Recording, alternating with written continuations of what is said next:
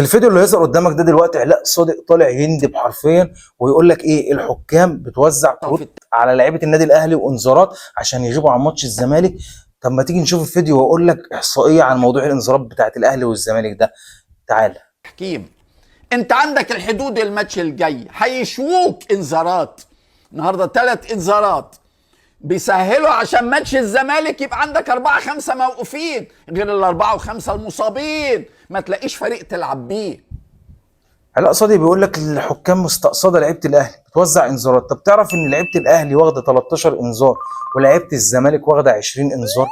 لعيبه الزمالك معرض يغيب عن ماتش الاهلي حسام عبد المجيد لو خد الانذار الثالث. معرض يغيب، كان هيبقى بنتائج بس هو خده في ماتش الاسماعيلي عشان يغيب ماتش الجونه عشان ما ياخدوش في ماتش الجونه ويغيب عن ماتش الاهلي. بيزيرا خد الانذار في ماتش الاسماعيلي عشان ما ياخدوش في ماتش الجونه ويغيب عن ماتش الاهلي. يبقى مين اكتر يعني الحكام بتوزع عليهم كروت وانذارات؟ قولوا لنا رايكم في التعليقات بما يرضي الله.